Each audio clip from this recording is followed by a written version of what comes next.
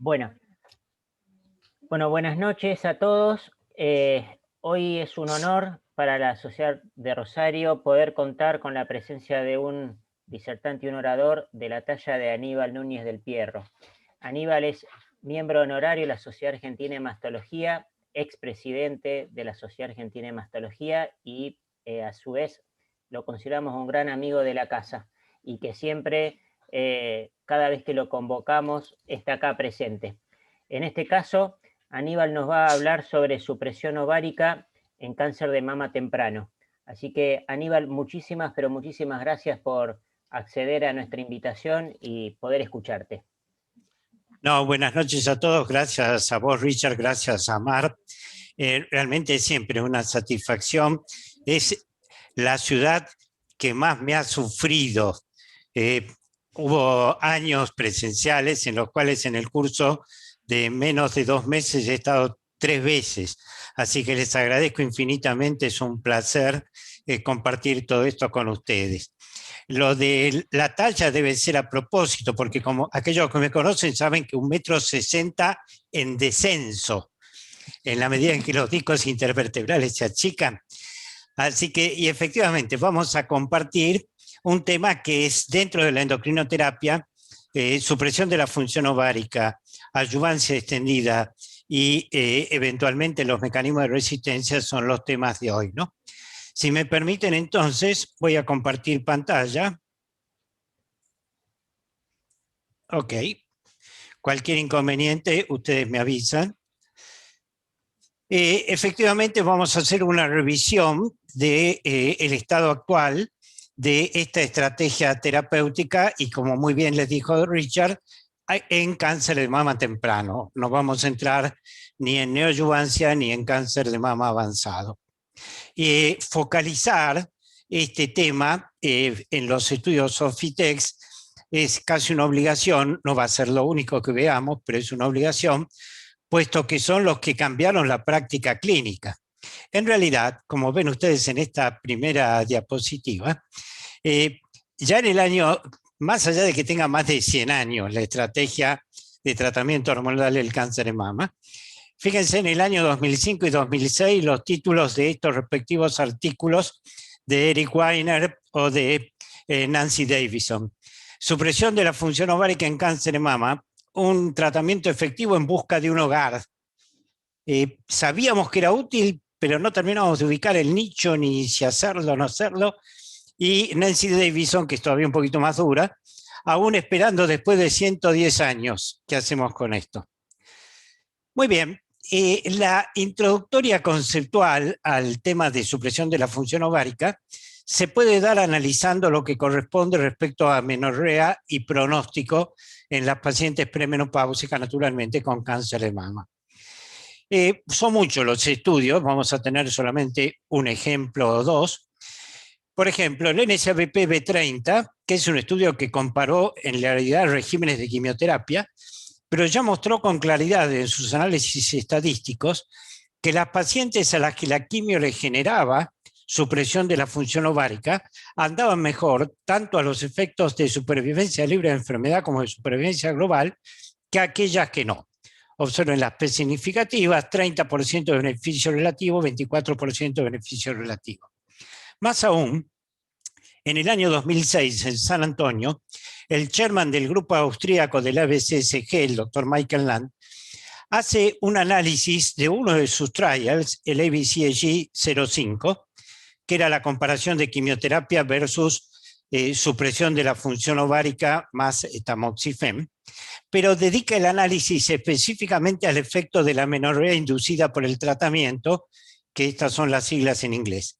Nuevamente corrobora que las pacientes que después de haber recibido quimioterapia o de haber recibido tratamiento permanecen con la función ovárica suprimida, andan mejor, otra vez con P significativa, que las que no. Pero hace además alguna serie de disquisiciones puntuales que vamos a ver que son plenamente actuales, a pesar de que esto tiene ya 15 años. Primero, que la frecuencia de esta amenorrea inducida por el tratamiento correlaciona directamente con la edad, es decir, a mayor edad, mayor probabilidad de que la paciente tenga una amenorrea inducida. De hecho, en las menores de 40 años comparadas con aquellas premenopáusicas de entre 41 y 50, la supresión inducida por el tratamiento apenas llegaba al poco menos del 30% en las más jóvenes, mientras que se elevaba a casi el 60% en las demás de edad, que además estuvo asociada a mejoría en cuanto a la tasa de supervivencia sin recaída, tanto para tomando la variable en forma univariada como multivariada, es decir, con verdadero valor estadístico. Que el beneficio absoluto era considerable, 3,5%. Ustedes saben que en cáncer de mama el número mágico de beneficio absoluto es entre 3 y 4, porque con 3-4% de beneficio de un tratamiento sobre otro hemos cambiado numerosas conductas. Y que además era persistente por 10 años. Y que el beneficio de esta amenorrea inducida era más significativo en las pacientes, en cuanto al pronóstico, en las pacientes menores de 40 años, que es lo mismo que estamos diciendo ahora, más o menos. El riesgo de recaída, 44% menos en este subgrupo, que se daba básicamente en los tumores HER2 negativos. Una observación que a veces no se toma en cuenta, pero que es válida, está expresada en esta diapositiva. El protocolo CIBRA comparó CMF versus Goserelin en la década del 90. Yo fui investigador principal de este protocolo en la Argentina, fue el primer protocolo en el que participé de manera internacional. Se publicó los resultados a 10 años en el 2001. Y esto es importante, que el impacto de la amenorrea inducida por el tratamiento no es idéntico de acuerdo a qué fuere lo que lo provocó. Ya dijimos que sí es respecto al uso de la quimio. Las pacientes que quedan en amenorrea tienen mejor pronóstico que las que no. Pero no se da con el uso de análogos, porque si no caeríamos en una paradoja conceptual. Estamos diciendo que es mejor que la paciente permanezca en amenorrea, que las jóvenes se benefician más, etcétera, pero resulta que, sobre todo si son jóvenes, cuando suspendemos el análogo, la mayoría de ellas va a recuperar su función ovárica. Bueno, esto es posible porque no se produce este efecto detrimental cuando la supresión se dio por el uso de análogos LHRH. Un breve repaso de los estudios clínicos que precedieron al soft y al text. En primer lugar, este metaanálisis, que ya también tiene 14 años. La historia de los análogos es viejísima. Si habremos tenido intercambios, digamos, sopapos amistosos con mi amigo Reinaldo Chacón a propósito de esto, en defensa o en contra de los análogos. El tema tiene muchos años ya. Es un metaanálisis elaborado por Jack Cusick del grupo de Oxford sobre un poco más de 9.000 pacientes con receptores hormonales positivos y un seguimiento interesante de casi 7 años. ¿Y cuáles son las conclusiones? ¿Qué pasa según la edad y la amenorrea? Otra vez repite que el mayor beneficio se observó en menores de 40 años, que el mayor beneficio se da para el uso de análogos si no hubo amenorrea post-quimioterapia. Lógico, ¿no? Porque si la paciente está en amenorrea, a lo mejor no necesita el análogo porque es menopáusica, porque así se lo hizo, así le produjo la quimioterapia. Y que además no mejoró significativamente ni la supervivencia libre de recaídas ni la supervivencia global en más de 1.300 pacientes que estaban en el borde de la menopausia, es decir, mayores de 50 años perimenopáusicas. Y según el estado ganglionar, lo que hoy también sabemos, mayor beneficio en las pacientes de más riesgo, en este caso identificadas por ganglios positivos versus ganglios negativos, con una P significativa de 0.01, en supervivencia libre de enfermedad, con ganglios positivos 13% de beneficio contra el 9% en ganglios negativos y en supervivencia global 12,5% contra 5.6%. Y luego, el primer trial concreto de la época moderna, hablamos, en el que aparece la supresión de la función ovárica, no solamente ya adicionada a tamoxifen, sino a inhibidores de aromatasa, fue también del grupo austríaco del ABCG12, más de 1.800 pacientes que eran operadas, luego se les suprimía la función ovárica durante 3 años y el protocolo tenía 4 ramas. No nos vamos a ocupar de 2 de ellas que contenían ácido zoledrónico, sino exclusivamente de las 2 en que, estando suprimidas con goserelin, las pacientes recibían tamoxifen por 3 años o anastrozol por 3 años. Y resulta que fue un tanto decepcionante el resultado, decepcionante porque tenemos menos data y no lo estudiamos bien, los resultados de este protocolo, porque en realidad no hubo ninguna diferencia en utilizar un inhibidor o tamoxifeno, cuando uno, arrastrando la experiencia de las posmenopáusicas, se esperaba mejoría con el inhibidor. Pero a la luz de toda la información que hoy tenemos, la explicación es clara. Miren esto, en esta tablita. Acá tienen ustedes los riesgos comparativos de la población incluida en el ABCG 12 y del Sofie-Eltex. La del 12 era claramente una población de muy bajo riesgo.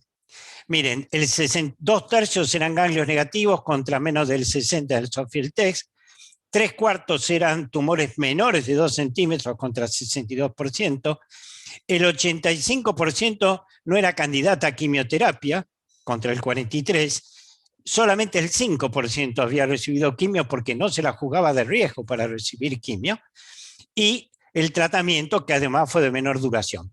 Quiere decir que hoy no nos sorprende, ni le pone ni le quita a los resultados que conocemos de los estudios pivotales de Sofitex, el que el ABC-12 haya dado una diferencia en cuanto a lo que esperábamos. Y podemos sí entonces pasar al análisis del Sofie-Eltex, que nos vamos a limitar, si a ustedes les parece bien, porque el Sofie-Eltex, como tantas otras presentaciones actuales, son miniseries. O sea, tienen múltiples presentaciones, como son mega estudios, tienen múltiples presentaciones. Nos vamos a limitar a lo último publicado, que son los resultados a largo plazo con 8 o más años de seguimiento, que se conocen a partir del 2018, puesto que en realidad son la moraleja de todo lo anterior. Para recordar simplemente, son estudios de un diseño muy similar, si bien las poblaciones incluidas en ellos no eran idénticas, pero con suficiente homogeneidad de diseño como para ser considerados consortes. Las pacientes se operaban, es decir, no hay pacientes, es decir, algunas de las pacientes podían haber hecho neoadyuvancia, pero finalmente se operaban y lo que se dirimía era la adyuvancia, ¿no? Podían haber recibido o no quimioterapia. De hecho, recibió quimioterapia el 57.4% del total, y en el SOFT, que es el más interesante de los 2 estudios, tenía 3 ramas. Una con tamoxifeno, otra con tamoxifeno más un supresor de la función ovárica, el triptorelin, otro análogo, perdón, se corrió solo, otro análogo LHRH y otra con exemestane. Y en el TEX eran estas 2 ramas sin la rama de tamoxifeno. Si pasamos acá, ¿ustedes están viendo también 2 rayas rojas que cruzan las diapositivas? Sí, sí, Aníbal. No sé de dónde salieron. Ok, olvídenlas. Es decir, no estaban en las diapos. Acá está el diseño consorte de TEX y SOFT. Cuando se excluye a la población HER2 positiva, quedaron 4.891 pacientes que son receptor hormonal positivo, HER2 negativo. Resulta que entre ellas se podían distinguir 2 subpoblaciones. Casi la mitad no era considerada candidata a quimioterapia y no recibió quimioterapia, y la otra mitad sí la recibió. En realidad, como vamos a ver y lo vamos a comprobar, en Sofie-Eltex el uso o no uso de quimioterapia se utilizó como subrogante de mayor o menor riesgo. ¿Estamos? Es decir, las candidatas a no recibir quimioterapia son en realidad una población de menor riesgo y las de sí recibirlo de mayor riesgo. Esto lo podemos verificar cuando hacemos el análisis de los factores de riesgo publicados en ambos trials. Observen, la población que no recibió quimioterapia, menores de 40 años, que sabemos que es un factor de riesgo, solamente el 12%, contra 38% de las que sí recibieron quimio. Con ganglios positivos, solamente 1 de cada 7, mientras que 2/3 de las que recibieron quimioterapia tenían ganglios positivos. Tumores de más de 2 centímetros, T2 o T3, solamente 16% sin quimio, 50% con quimio, e incluso si consideramos la expresión del HER2, 4% sin quimio y 18% con quimio. Quiere decir que ninguna duda que cuando hablemos de que la población con quimioterapia sí o no es subrogante de alto riesgo, bajo riesgo. Y tal como dijimos, vamos a ver lo que ocurre con la primera comparación, que es supresión más exemestane o tamoxifeno versus tamoxifeno solo con un seguimiento de 8 años. Primera Kaplan-Meier para supervivencia libre de enfermedad. Observen ustedes que la supresión fuera más tamoxifeno o exemestane siempre fue superior a tamoxifeno solo. Un 4.3% de beneficio absoluto cuando se combinó con tamoxi y un 7% cuando se combinó con exemestane, con una P incluso claramente significativa en cualquiera de las circunstancias, cualquier endocrinoterapia comparada con tamoxifeno solo. Si seguimos desmenuzando las cifras sobre supervivencia libre de enfermedad, en esta tabla ustedes tienen las dos subpoblaciones, sin quimio o con quimio. ¿Y qué es lo que se observa cuando se compara versus tamoxifeno, tamoxifeno más supresión o exemestane más supresión? En las pacientes de más bajo riesgo, el adicionar la supresión a tamoxifeno generó un beneficio absoluto del 3.2 y en la paciente de más alto riesgo del 5.3. Y con exemestane esto se acentuó aún en las pacientes de menor riesgo, 5.1%, y en las de mayor riesgo, 9%. En particular, vamos a volver a esto, en la población calificada por una edad muy joven, 360 pacientes de menos de 35 años, el beneficio de adicionar supresión a tamoxifeno fue del 8.7% respecto a TAM solo y del 13% cuando era adicionado con exemestane. Y acá ya empieza una comparación a la que nos vamos a dedicar en más en detalle adelante, que es, muy bien, tenemos dos tratamientos exitosos superiores a tamoxifeno. ¿Cómo se comportan entre sí cuando se comparan mano a mano la supresión más exemestane o tamoxifeno?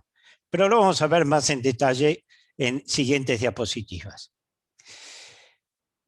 Otro indicador importantísimo en la práctica clínica es la supervivencia libre de recaída a distancia, es decir, cuando la paciente se transforma en incurable. ¿Qué fue lo que lograron estos tratamientos comparados siempre contra tamoxifeno solo? Cuando la adición fue de tamoxi, un 1% de beneficio absoluto, un beneficio muy discreto. Cuando la adición fue de exemestane, un 2.8%. En ningún caso la P alcanza significativa, es significativa estadísticamente, si bien 2,8% lo es desde el punto de vista clínico. Ahora, esto es para el global de todas las pacientes incluidas en Sofitex, tanto de alto como de bajo riesgo. Cuando uno se focaliza en las pacientes que recibieron quimioterapia, por lo tanto, está caprichoso, porque no está automatizado el pase de diapositivas. Cuando uno se focaliza en la población de más alto riesgo, aquellas que recibieron quimioterapia, ya el tamoxifeno provoca un 2% de beneficio absoluto y el exemestane un 4,5% de beneficio absoluto. Y aquí tenemos las curvas que son las primarias, las primeras presentadas, porque siempre se mantuvieron igual, de la subpoblación de 35 años o menos. Quien dice 35 podría haber dicho 40, hay estudios que dicen que la diferencia es a partir de los 40, pero bueno, en Sofitex fue 35. Y el indicador fue intervalo libre, estar libre de cáncer de mama a lo largo del tiempo, o sea, intervalo libre de cáncer de mama. Y ustedes tienen aquí la curva de tamoxifeno, el Kaplan-Meier está debajo en cuanto a pacientes libres de eventos para este indicador, por lo tanto es inferior, y acá tienen consignadas las diferencias. Cuando lo que se adicionó fue tamoxifeno respecto a este indicador, resulta que el beneficio fue del 4,5%. Cuando lo que se adicionó fue exemestane, del 11% respecto a tamoxifeno, lo cual lo lleva a un 15%, a tamoxifeno más supresión, lo cual lo llevó a un 15 respecto a tamoxifeno solo. Es decir, en esta subpoblación parece haber pocas dudas que la supresión de la función ovárica es altamente valiosa. Muy bien, y podemos pasar al siguiente capítulo, que está bien, tenemos dos herramientas, ¿no? Una suerte de martillo más chico y una suerte de martillo más grande. ¿Con qué discrecionalidad la usamos? ¿Cuál es la diferencia entre que yo decida usar un inhibidor de aromatasa o un tamoxifeno, visto que nada es gratuito? Acá tienen dos indicadores estadísticos respecto a los resultados del SOFT, otra vez en las pacientes de menos de 35 años. Intervalo libre de cáncer de mama, pero ahora comparando, no como antes, contra tamoxifeno, sino exemestane más supresión versus tamoxi más supresión. Y el inhibidor de aromatasa provee un beneficio absoluto del 5,4%, que está relacionado con esta diferencia que ustedes ya habían visto. Y en cuanto a supervivencia libre de metástasis a distancia, un guarismo similar de un poco más del 4%, producto también de las diferencias entre estos. Quiere decir, concretamente, bueno, muy bien, la combinación con el inhibidor de aromatasas es superior a la combinación con exemestane, pero sabemos también que esto tiene un precio adicional en cuanto a efectos secundarios y calidad de vida. Por lo tanto, sigamos avanzando, el tema no está resuelto. Cuando se hace un análisis más detallado en función de la edad, comparando siempre estas dos estrategias, combinar la supresión con exemestano o con tamoxifeno, fíjense que en primer lugar, el riesgo de la paciente es mayor cuanto más joven. Ven ustedes cómo el estar libre de recaída a distancia va decayendo en la medida en que la paciente es más joven. Como contrapartida auspiciosa, también es cierto que la eficacia del tratamiento va aumentando cuanto más joven. En particular, el beneficio de exemestane sobre tamoxifeno, siempre con supresión, va aumentando significativamente en las mujeres de más de 40 años. Se mantienen alrededor del 3% en aquellas de entre 40 y 50 y pasa al 5% de 35 a 39 y más del 6% en las mujeres más jóvenes. ¿Qué pasa cuando uno analiza cofactores en función de este indicador de si está libre de recaída a distancia? Bueno, lo que cabía esperar conforme a lo que anunciamos del riesgo. Las pacientes con tumores de más de 2 centímetros de 1 son las que más se benefician de que se le asocie el inhibidor en lugar de tamoxifeno. 6,3 versus 1,4. Naturalmente también las con ganglios positivos, entre el 3 y el 4% contra menos del 3. Hay un mínimo beneficio en las pacientes con tumores de grado 1. Miren, 0,2, nada. Quiere decir que presale en supresión de función ovárica, incluso con cualquier combinación, en pacientes de muy bajo riesgo no parece la lógica. Y naturalmente, como expresión de riesgo, también aquellas que tienen un Ki67 por encima de 20, que saben que hoy es uno de los cutoff que se usan en el mundo, se usa 14, se usa 20, y son las que más se benefician particularmente del tratamiento más activo, que es con el inhibidor de aromatasa. Y el indicador más duro, ¿qué pasó con la supervivencia global? Porque a veces buscamos la moraleja final. Está bien, pero ¿qué pasa con la supervivencia? Bueno, con la supervivencia final, los resultados fueron muy discretos. El adicional tamoxifeno a supresión comparado con tamoxifeno solo, 1,8%, y con exemestane 1,6%, prácticamente lo mismo, pero con P significativa. Después vale discutir si esto es clínicamente significativo, pero es estadísticamente significativo. Y en las pacientes de más alto riesgo, ya la cosa parece estar mucho más clara, porque la adición de tamoxifeno a supresión generó un 4,3% de beneficio absoluto y, sorpresa, la adición de exemestane menos, solamente 2,1%. A veces tenemos en los números estas cosas difíciles de explicar. ¿Cómo puede ser que lo que venía con más éxito resulta que ahora no me impacta o es el que menos me impacta, si bien lo hace, en la supervivencia global? ¿Qué pasa en cuanto a los eventos adversos? Porque naturalmente ambos tratamientos, el uso de análogos ya de por sí conlleva un impacto en cuanto a eventos adversos y calidad de vida, ¿no? Pero en primer lugar observemos esto. El cumplimiento de las pacientes de Sofiel Text fue sorprendentemente exitoso. El 78% de las pacientes tuvieron supresión ovárica a los 4 años de comenzado el trial. La verdad que yo, que, como les decía, he tenido protocolos de investigación con análogos, pensaba que el abandono iba a ser mayor. Sin embargo, así. ¿Y la explicación cuál fue?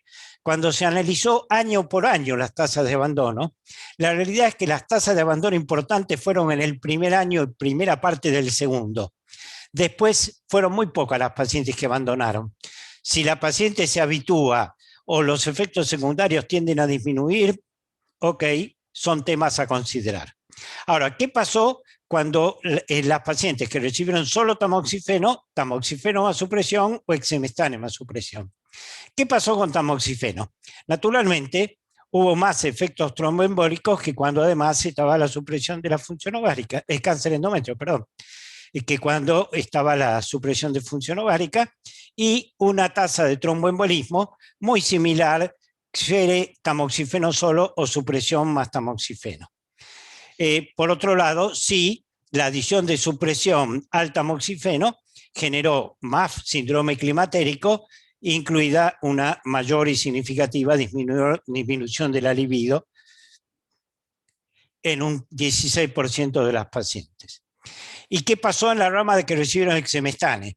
Naturalmente no hubo impacto en cuanto al cáncer endometrio, tampoco hubo impacto en cuanto a tromboembolismo, pero el precio se pagó en cuanto a similares guarismos para síndrome climatérico, más impacto totalmente en las funciones genitales, y el tema clave de los trastornos musculoesqueléticos que son típicos de los inhibidores, si bien tamoxifeno lo puede provocar, es en mucha menor medida, y por supuesto sobre la matriz ósea.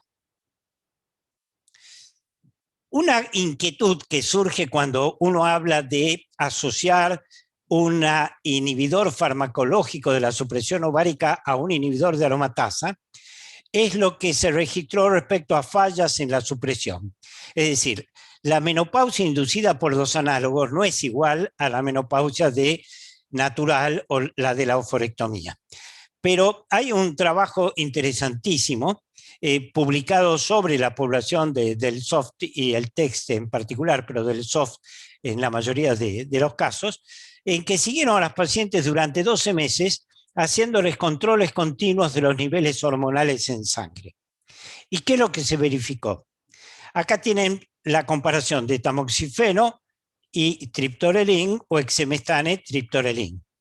En primer lugar, observen que cuando uno dice, bueno, como lo vamos a ver inmediatamente, hubo 17% de pacientes que tuvieron valores por encima de los esperados cuando estaban con exemestane triptorelin y 34% tuvo algún escape. Muy bien, pero en estos gráficos lo primero que hay que considerar es lo siguiente. Los valores de corte para definir escape fueron muy diferentes con tamoxifeno que con exemestane. Con tamoxifeno se aceptó como que la paciente tenía algún escape si la cifra de estradiol en sangre superaba los 10 picogramos por mililitro, mientras que, muy prudentemente, con el inhibidor de aromatasa se calificó como escape si superaba los 2.7 picogramos por mililitro. Es decir, estamos tratando con mucho más rigor, insisto, y esto es razonable, a las pacientes que estaban tratadas con un inhibidor de aromatasa. Ahora bien, ¿y qué fue el resultado en cuanto a la bioquímica hormonal intrínseca de estas pacientes? ¿Qué pasó con los niveles de estradiol en el tiempo? Las disminuciones fueron claramente mayores con exemestane.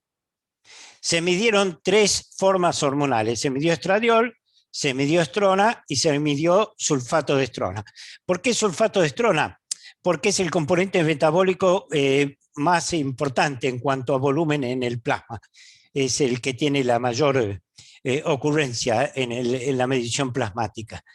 Y efectivamente, acá tienen ustedes lo que mencionábamos, en la población que recibió inhibidores de triptorelin, el 17% tuvieron escapes sostenidos en las mediciones, el 34%, es decir, un tercio, alguna vez tuvo un escape, y esto fue más frecuente en las pacientes que naturalmente no habían tenido quimio y en las pacientes más jóvenes.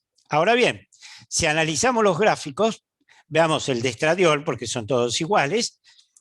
Acá tienen en azul las cajas de los valores con exemestane, las medianas por las rayas negras y las distribuciones. Observen que, tal como dice aquí, la supresión hormonal fue mayor en todos los casos, con estradiol, con estrona o con sulfato de estrona, que cuando se utilizó el inhibidor de aromatasa, que cuando se utilizó el tamoxifeno, ambos naturalmente en combinación con supresión. No es SOFI 3, es SOFI TEXT los únicos que nos dan esta evidencia, porque uno dice, bueno, pero al fin y al cabo son dos trials que suman más de 6.000 pacientes, pero son dos trials. Miren, esta es una revisión de Cochrane, no metaanálisis, es una revisión sistemática de Cochrane, hecha en el 2020, que afortunadamente viene a corroborar todo lo que vimos hasta ahora con SOFT y TEXT.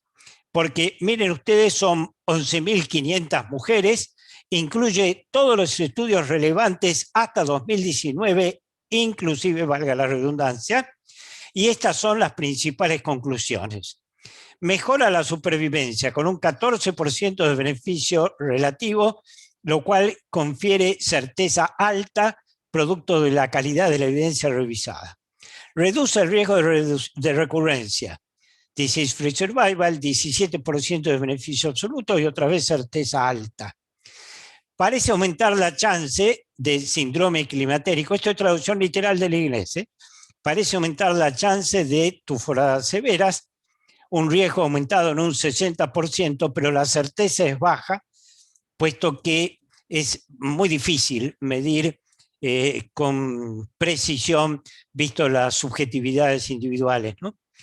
Probablemente reduce el riesgo de un nuevo cáncer de mama, un 25% de riesgo relativo con una certeza moderada. Les repito, la calificación del nivel de evidencia por certeza depende de la evidencia revisada. Puede o no afectar el humor con fenómenos tales como ansiedad o depresión, otra vez la certeza es moderada. Puede aumentar el riesgo de osteoporosis. En realidad hay un solo estudio que se dedicó a evaluar esto, si la supresión de la función ovárica realmente afectaba de manera ineludible y significativa la matriz ósea. En el caso de este estudio, con un 66% de aumento del riesgo, mostrado en este hazard ratio, pero con una certeza baja, puesto que la magnitud de la evidencia es poca. Y puede o no hacer una pequeña diferencia, les repito, es traducción literal, hacer una pequeña diferencia en la calidad de vida. Solamente 5 estudios de la revisión incluyeron análisis de calidad de vida, por lo tanto la certeza es baja. Y miren qué interesante, nadie pretende que se vean estos forest plot que son minimalistas, ¿no? O salvo los muy jóvenes.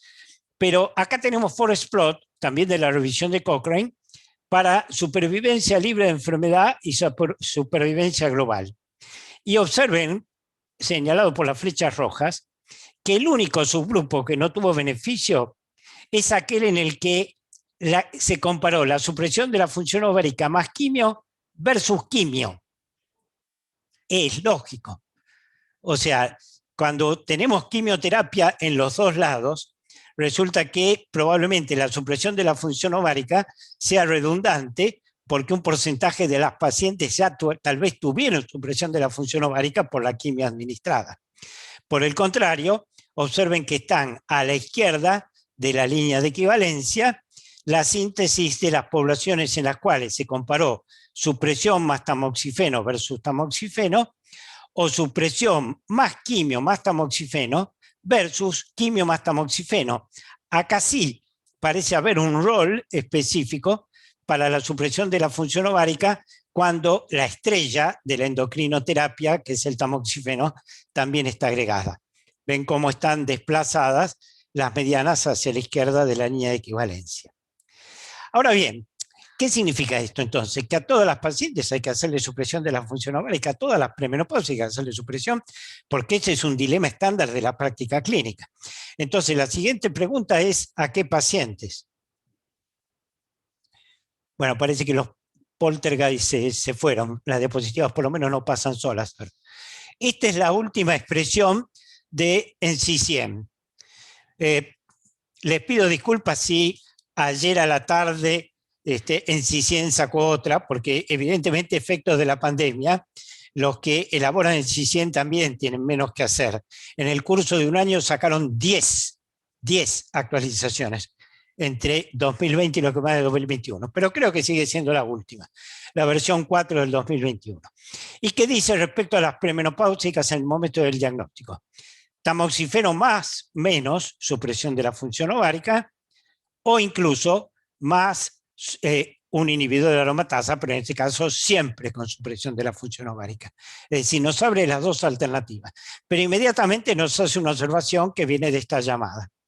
Una discusión balanceada de los riesgos y beneficios que acabamos de ver, aunque sea de pasada, debe ser discutida claramente con la paciente y prácticamente es un tratamiento que uno toma en cuenta en las pacientes premenopáusicas de más alto riesgo de recurrencia, calificado como ya vimos, por la edad muy joven, por el grado tumoral o por el compromiso ganglionar, diciendo, miren, hay otras guías que son más explícitas, las vamos a ver, pero estamos hablando básicamente de pacientes de alto riesgo, nos entendemos, ¿no?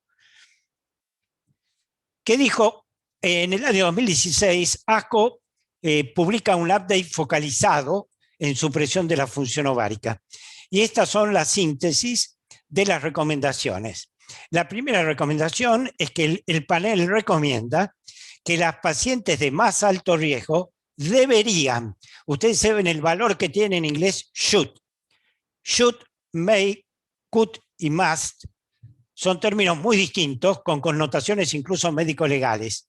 Cuando dice should, quiere decir, mira, salvo que tengas una buena razón en contrario, es lo que habría que hacer. Si dice may, bueno, podés hacerlo. Acá dice debería recibir supresión de la función ovárica en adición a otra forma de terapia endocrina, mientras que las pacientes de más bajo riesgo no deberían. Lo pone más blanco sobre negro. La recomendación 2 incluso entra a aclarar, porque más alto riesgo, menos alto riesgo son términos relativos y por suerte de criterio médico. Entonces entra a aclarar un poco. Las mujeres con estadios 2 y 3 de cáncer de mama, que en forma rutinaria, a las que rutinariamente se les recomendaría quimioterapia, deberían recibir supresión de la función ovárica en adición a tamoxi o exemestane, ¿no? Cuando dicen adiciones que no solamente el análogo. ¿Qué dice la recomendación 3? Por el contrario, en las mujeres con estadio 1 o 2 de cáncer de mama, pero con alto riesgo de recurrencia, en las que podría considerarse la quimioterapia, se les puede también ofrecer supresión de la función ovárica. Nosotros que nos manejamos en el relativismo histórico, particularmente en la Argentina, pero en general en Latinoamérica, es decir, a lo mejor no nos dice tanto esto, pero yo he presenciado discusiones que casi llegan a la ofuscación, por si acá debía decir should o acá debía decir may, porque les digo, esto tiene un valor lapidario en los países, en particular en los Estados Unidos. La recomendación 4 y la 5 son también categóricas. Dicen las mujeres con estadio 1, que no requieren quimioterapia, puede haber estadio 1 que sí, debían recibir terapia endocrina, pero no supresión de la función ovárica. Y las pacientes con ganglios negativos y tumores de 1 centímetro menos deberían recibir terapia endocrina, pero no supresión de la función ovárica. Ya tenemos 2 campanas, NCCN y ASCO. Ustedes saben que ESMO siempre acomoda, ¿no? ESMO es más contemporizador, algo así como blanco está bien, pero negro no está mal y gris puede ser. ¿Qué dice de todas maneras ESMO? En particular, vamos a la recomendación 3. En pacientes que requieren quimioterapia y que recuperen las menstruaciones, fíjense que está introduciendo una figura, y que recuperen las menstruaciones y recuperen la función ovárica, la adición de la supresión a la endocrinoterapia debería ser fuertemente considerada. Cuando en las guías, tanto de Europa como Estados Unidos, al should se le agrega strongly, quiere decir, si hubo un problema y no lo hiciste, conseguiste un buen abogado. ¿Y por qué? ¿Con qué evidencia? Hay muchas, ¿no? Pero ¿con qué evidencia reciente, actual, incorpora ESMO? Con en realidad un estudio, el ASTRA, el estudio, un trial que se presentó, es un trial japonés que se presentó en San Antonio. No vamos a analizar el diseño, pero concretamente, las pacientes que se mostraban como premenopáusicas después de haber recibido quimioterapia, las randomizaban a supresión o no supresión. Y vean ustedes que para Disease Free Survival hay dos sistemas de randomización, pero los gráficos son coincidentes en cuanto a los resultados. El Disease Free Survival fue mejor, no el Overall Survival, cuando la paciente que recuperaba las menstruaciones después de la quimioterapia o mostraba, pues la menstruación no es un subrogante absoluto, mostraba signos, por ejemplo bioquímicos, de que no está menopáusica, se le adicionaba supresión de la función ovárica. Es otro tema a tener en cuenta en el consultorio de todos los días. ¿Y qué dijo St. Gallen, el que fue en marzo de este año, desgraciadamente virtual, porque no es lo mismo St. Gallen en Viena que St. Gallen en la pantallita? En las premenopáusicas con receptores positivos, HER2 negativos, la pregunta fue, ¿las pacientes con estadio 2 clínico deberían recibir supresión de la función ovárica? Casi 3/4 dijo que sí a cualquier edad. Y todos dijeron que sí en las menores de 40. Si recibe supresión de la función ovárica, esto es muy importante, ¿debería monitorearse rutinariamente el nivel de estradiol? Cada uno de ustedes decide. En St. Gallen no se pusieron de acuerdo. La mitad de los expertos dijeron que sí, la otra mitad dijo que no, porque no es fácil esto, ¿no? Y además sabemos que escapes puede haber y ¿qué hacemos? ¿Cambiamos? ¿Qué hacemos? Las pacientes cuyo riesgo justificó quimioterapia deberían luego recibir supresión si permanecen premenopáusicas. Se introduce otra vez esto. Todos dijeron que sí. Para hacerlo fácil, este es el resumen. Vieron que St. Gallen después publica la resultante, en realidad la resultante que ellos resuelven que debe publicarse de lo que se dijo. Por eso tener las fotos es interesante. Dice, en estadio 1, no, mire, no. Aún con T1C, la recomendación, no hay suficiente evidencia para hacer supresión de función ovárica. En estadio 2, con ganglios negativos, y depende de las figuras o patrones de riesgo que tiene. Si es muy joven, si es de alto grado o tiene una firma genómica adversa, y sí, preferible que usted piense en supresión de función ovárica. Con ganglios positivos, haga supresión de función ovárica. Utilice inhibidor, utilice tamoxi, pero haga. Y en estadio 3, como rutina. Ahora bien, ¿qué dicen los dueños de la criatura? Es decir, Olivia Pagani, Prudence Francis, etcétera, es decir, los autores de Sofitex. Ustedes saben que con posterioridad a los primeros resultados, en realidad en el año 2019, publican otro artículo en el cual recomiendan el uso de lo que ellos llaman el riesgo compuesto. El riesgo compuesto es un score constituido por la edad, por el tamaño tumoral, por el estado ganglionar, por el grado tumoral, por la expresión del 1567 del receptor estrógeno y del receptor de progesterona. Y lo validan en todas las subpoblaciones del TEX y del SOF, en las de menos riesgo que no recibieron quimio y de más alto riesgo que sí recibieron quimio. Y lo que encuentran es que existe un valor de corte para este riesgo compuesto que es 1.42. Y como vemos en las curvas, por debajo de 1.42, es decir, a la izquierda de 1.42, acá no hay pacientes acá, La verdad es que es indiferente el tratamiento que ustedes hacen. Es indiferente que le hagamos endocrinoterapia sola o endocrinoterapia más supresión. Y en cambio se empieza a notar el beneficio por encima.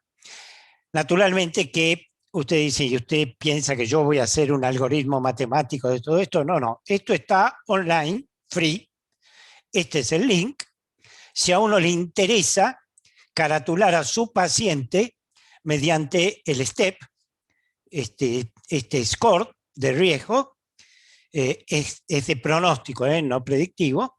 Entonces, por ejemplo, acá introducen las variables de su paciente. En este caso puse, tiene 35 a 39 años, ganglios negativos, es un T1 y tiene un grado intermedio. Muy bien, el riesgo, el score es de 1,43, está en el límite de lo que conviene adicionar supresión de la función ovárica. Ahora miren cómo cambia si a esta misma mujer, todos los parámetros idénticos, pero le subimos un rango de edad a la siguiente categoría de intervalo, no de 35 a 39, sino de 40 a 44. Bueno, claramente el score nos diría, miren, no le haga supresión de la función ovárica. Le puede hacer el tratamiento endocrino estándar, porque la verdad que lo que le va a proporcionar la supresión no compensa los problemas. Y también, en cambio, cómo cambia, pero en sentido inverso, si esta última paciente, no ya esta que era muy joven, sino a esta última paciente, le sacamos la condición de axila negativa y la ponemos en la condición de 1 a 3 ganglios positivos. El composite es 1,52, que conforme a lo que hemos revisado antes nos quiere decir, mire, la verdad que a esta paciente le convendría hacer supresión de la función ovárica más allá de la endocrinoterapia estándar. Quiere decir que uno tiene múltiples parámetros para decidir la conducta en la práctica, incluso parámetros que están al alcance de todo el mundo. Se puede basar en las guías, grandes guías internacionales, o en este algoritmo matemático que es de acceso directo y muy sencillo.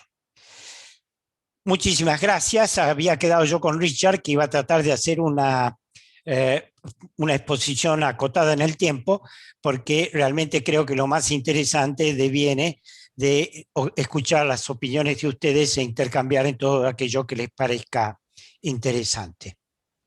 ¿Te parece, Richard, que deje de compartir? Perfecto, bueno, muchas gracias, Aníbal. Al contrario. Bueno, vamos a abrir la mesa de preguntas.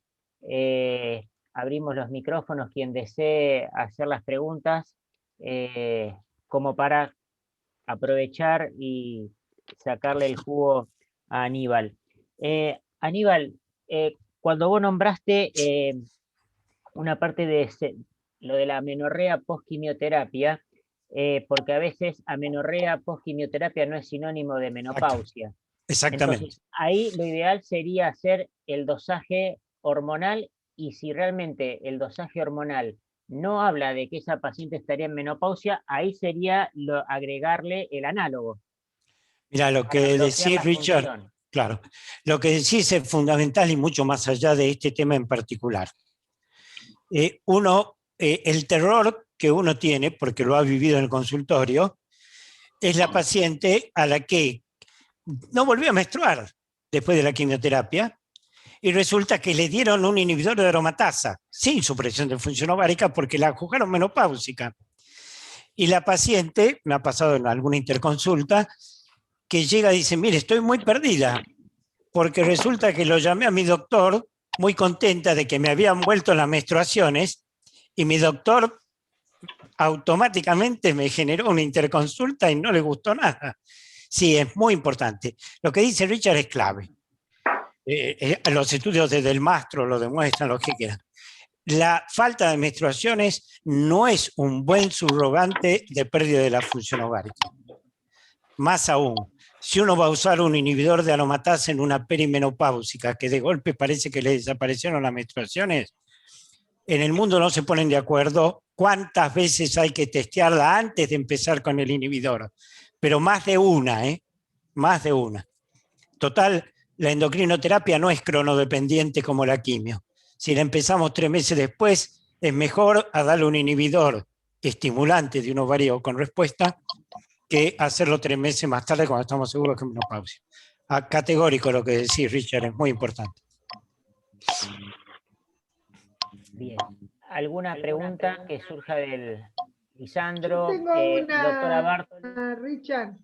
Sí, escuchamos. Aníbal, mira, esto es un tema de consultorio, de todos los días. Paciente menor de 35 años, alto riesgo, hizo quimio, le pusimos el análogo con examestano, es lo que generalmente usamos más seguido, y la paciente viene y te plantea, doctora, me quiero embarazar, sí. Yo hice conservación de óvulos o de embriones directamente. Bueno, esto es práctico, porque esto no hay ningún trial al respecto de esto. Es como que uno por ahí escucha comentarios, con la que más he hablado del tema es con la doctora Ana Yuch de Valencia, ¿verdad? Sí, con Ana. Ella dice, mira, yo 2 años de hormonoterapia y después, si la paciente está en edad, la dejo que se embarace y después le vuelvo a poner la hormonoterapia. Vos, en la práctica, ¿cómo les recomendás en el consultorio? Sí. En realidad, la evidencia que tenemos no es específicamente para supresión. Como decís, tampoco vamos a tener evidencia específica respecto a esto y embarazo, pero le caben las generales de la ley. Comparto el criterio de Ana con una sola observación. En el St. Gallen anterior ya, los 24 meses, era 24 meses de endocrinoterapia y una ventana de 24 meses para embarazarse, se redujeron a 18 y 18. No cambia la vida. Pero digamos, la paciente que haya cumplido no menos de 1 año y medio de endocrinoterapia, si su deseo es embarazarse, se le da una ventana de otro año y medio para que se embarace y luego retomará la endocrinoterapia correspondiente. El otro problema, que no sé si me adelanto tal vez, lo otro que tampoco sabemos y que es un tema de consultorio, es cómo vamos a manejar la adyuvancia extendida con estas pacientes, porque no tenemos ninguna evidencia. Pero como tampoco la vamos a tener nunca, va a haber que hacerla por criterio médico. Exacto, yo creo que hay que charlarlo con la paciente. Sí, bueno, claro. Y las discusiones eternas de should, might, las hemos presenciado en St. Gallen ¿Te acordás? con un auditorio completo y bueno, tienen para ellos una implicancia legal que acá a veces no es tan tenida en cuenta. Mire, lo que menciona Ale, efectivamente fue en un consenso en St. Gallen, en el que los americanos ya se levantaban y se iban si no le cambiaban la palabrita, ¿eh? Porque para ellos significa cárcel o no cárcel. Sí. Bueno, gracias por la respuesta. Aníbal, acá hay una pregunta que mandó por el chat la doctora Vidallé, que es, cuando se decide la supresión ovárica, ¿por cuánto tiempo? Muy buena. Esa seguro que tenía que surgir, seguro. Es importantísima. Primera observación. Si uno dice, yo voy a hacer supresión de la función ovárica por los resultados del SOFI y el TEXT, bueno, SOFI y TEXT, la supresión fue durante 5 años. ¿Ok? Si uno dice, sí, pero resulta que me parece mucho, y hay trial de 2 años, CIBRA fueron 2 años, el ABC 12 fueron 3 años, el ABC-AG05 fueron 3 años, es decir, hay para lo que uno guste. No tenemos ese tema definido al punto que el doctor Michael Nant, en un análisis de estos trials, lo cortó salomónicamente. Tanto tiempo como la paciente lo tolere, nunca más de 5 años.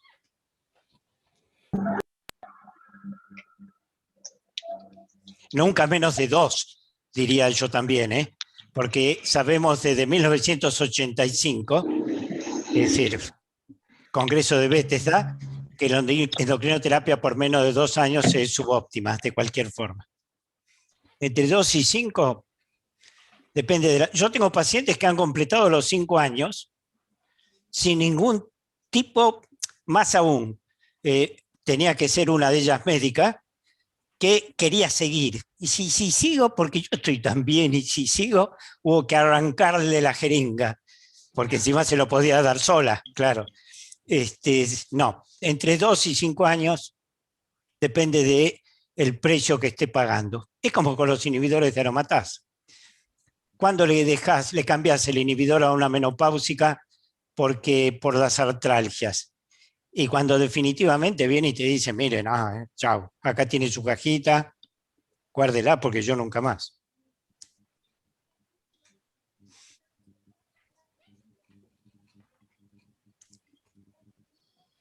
Lisandro, estás muteado. Voy a preguntarte, Aníbal, ¿cómo se imbrincarían las plataformas genómicas en la toma de decisiones?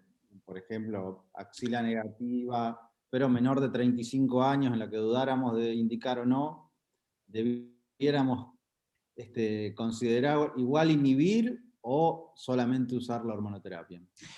Bueno, esa es otra polémica que no tiene respuesta. Es decir, cuando viene una paciente con una plataforma de bajo riesgo, ¿no?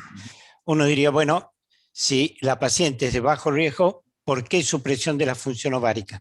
Ahora, yo te voy a dejar, porque eso sería una respuesta, ¿no? Y ahí te quedas tranquilo. Pero yo te voy a trasladar la inquietud de Ken Thompson y Virginia Kaklamani cuando les hacen una entrevista después que se presentó el Responder. Porque resulta que, está bien, vos me dirás, esa población son todas ganglios positivos. El asunto es si la supresión de la función ovárica es un tratamiento alternativo a la quimio o lo considerás complementario necesariamente de la quimio. Ahí es donde la cancha se embarra un poquito. Porque resulta que no tenemos evidencia como tenemos con la quimio, que con un recurrence score, por ejemplo, de 16 a 20, en pacientes de bajo riesgo la quimio es irrelevante, pero realmente no tenemos ninguna data sobre la supresión de la función ovárica en ese sentido. Es un factor más para integrar a la ecuación de riesgo y compararlo de beneficios y compararlo con los riesgos, ¿no?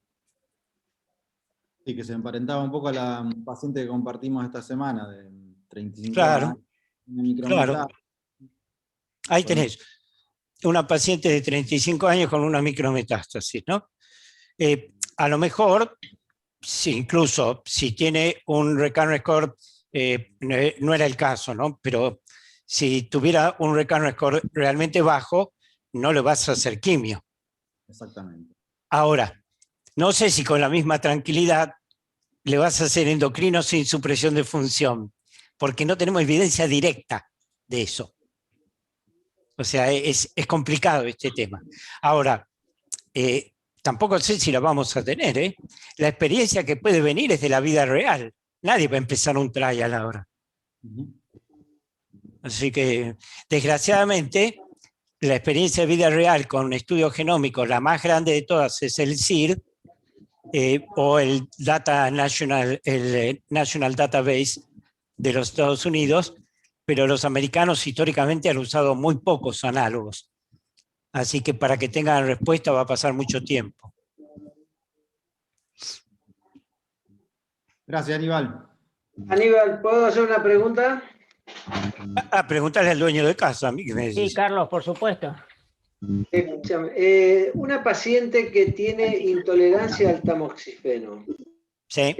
Una paciente que viene con una historia de colon irritable, tuvo inclusive intolerancia para poder completar las dosis de paclitaxel, hizo un tratamiento completo de neoadjuvancia por un estadio, un T2 grande con una axila positiva, tuvo una remisión parcial mayor, pero tenía ganglios positivos en el vacío, o sea, es una paciente de alto riesgo.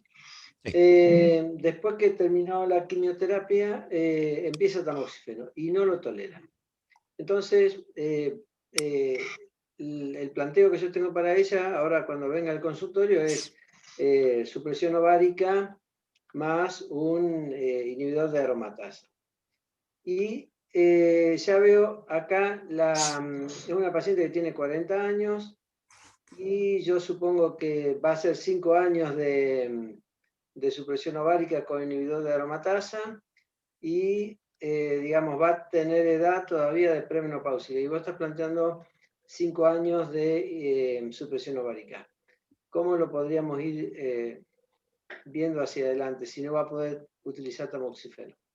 Sí, en realidad ese perfil de paciente era una candidata a supresión más un inhibidor de aromatasa independientemente de la intolerancia al tamoxifeno. Y en cuanto a cómo va a continuar después, hoy la respuesta sería, como no tenemos, ni creo que no vamos a tener, te digo, no tenemos evidencia, la adyuvancia extendida de esa paciente sería con tamoxifeno. Si sigue intolerante al tamoxifeno, no va a tener ninguna adyuvancia extendida, porque no tenemos, la mujer va a ser, si es posmenopáusica después, ok, pero probablemente va a tener 44, 45 años, siga con función ovárica, con lo cual tampoco le cabe adyuvancia extendida con un inhibidor. Vieron que el NSPP-B42 fue positivo, entonces uno puede hacer adyuvancia extendida con inhibidores hasta por 10 años, pero tampoco le va a caber, así que nada. Habrá que probar otra vez con tamoxifeno. O sea, por lo pronto, bueno, 5 años con supresión con inhibidor. Y después se verá. Sí. Perfecto, gracias, Aníbal. Aníbal, acá hay una pregunta del doctor Mignini, te la leo.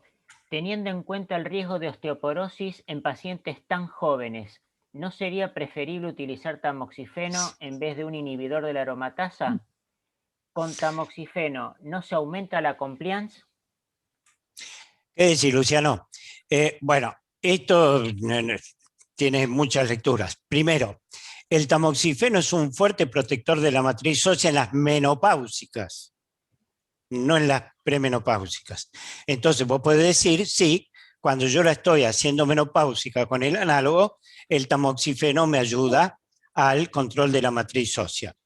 Y voy después a lo de la osteoporosis. En cuanto a lo de la compliance, depende del paciente, obviamente, y en función del riesgo uno lo medicará y el paciente decidirá si tolera. Ahora bien, en cuanto a osteoporosis e inhibidores de aromatasa, recordemos que la norma general para manejar inhibidores en las menopáusicas respecto al problema de osteoporosis no es que si merece inhibidor, pero tiene un T-score de menos 2,8 o menos 3, entonces no le doy el inhibidor y le doy tamoxifeno, sino que el estándar internacional es, le voy a dar el inhibidor y le voy a adicionar un protector de matriz ósea. Ácido zoledrónico semestral, o denosumab, o si no accede a nada de eso, risedronato y vandronato, el que te guste. Pero desde el punto de vista del concepto oncológico, si una paciente debe recibir un inhibidor porque se considera que es candidata de mayor riesgo, la osteoporosis lo único que genera es la necesidad de hacer un tratamiento asociado. Más aún, no entramos en esa cuestión. En el ABCSG12, las pacientes de las 2 ramas que recibieron zoledrónico tuvieron mejor disease-free survival que las que no lo recibieron. Vieron que eso es una polémica que no está cerrada, ¿no? Si tiene un efecto oncológico. Ah, ahí apareciste, estabas. Hola Aníbal, muchísimas gracias. Sí, al muchas contrario. Gracias. Un abrazo enorme. Gracias. Igualmente. Aníbal, otra pregunta del doctor Chipuli. ¿Chequeo de estradiol plasmático cuándo? ¿Qué tal, Germán? Mira, es un poco lo que dijimos. ¿Cómo estás? No es un estándar. Vos viste lo que pasó en St. Gallen. La mitad dijo, no hay que hacerlo. No, ni cuándo, no hay que hacerlo. Y otra mitad dijo, sí hay que hacerlo. Si lo haces, será también con la periodicidad que el buen sentido, no tenemos evidencia sobre esto, ¿no? lo harás cada 6 meses, hacelo cada cuando te guste, porque no tenemos evidencia que contraste información. Lo que sí, ahí hay que tener muy presente cuál va a ser la conducta, ¿no? Porque vos tenés una paciente con inhibidores exemestanes. Pues si está con tamoxi, mucho no te preocupa, pero está con inhibidores exemestanes. Y te viene que tiene un escape. Primero, ¿qué vas a considerar escape? ¿Más de 2,72 como Sofitex? ¿Más de 10 como para tamoxi? ¿O más de 20, que es lo que usamos en la práctica clínica? Picogramos. Segundo, 17% de las pacientes tuvieron escapes sistemáticos y 34% tuvo algún escape.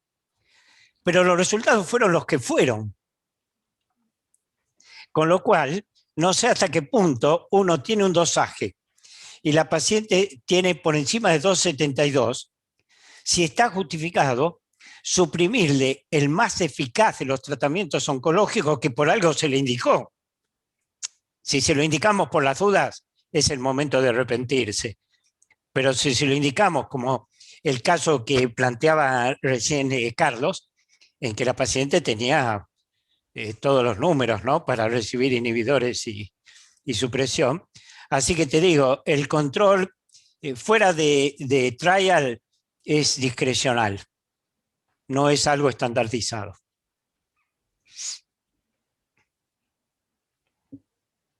Bueno, ¿alguna otra pregunta que surja? Si no, ya lo hemos tenido, Aníbal, más de una hora hablando y respondiendo a nuestras preguntas. Bueno, Aníbal, nuevamente agradecerte por esta excelente charla, siempre tan ameno y que nos enriquece y que todos los días aprendemos siempre un poquito más. Muchas gracias también a todos los que se han unido a esta reunión y nuevamente muchas gracias, Aníbal.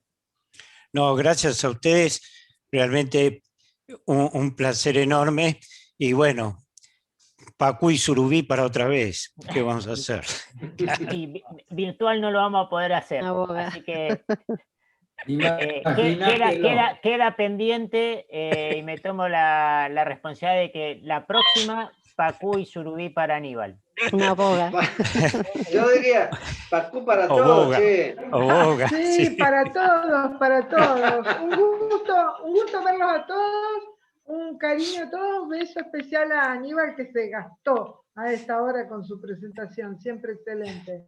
No, muchísimas gracias a ustedes. Realmente no saben lo honrado y lo contento que uno se siente con este tipo de intercambio. Les agradezco mucho y particularmente a todo Rosario, que realmente me ha tratado siempre con una generosidad y una calidez que tengo que reconocerlo infinitamente. Muchas gracias.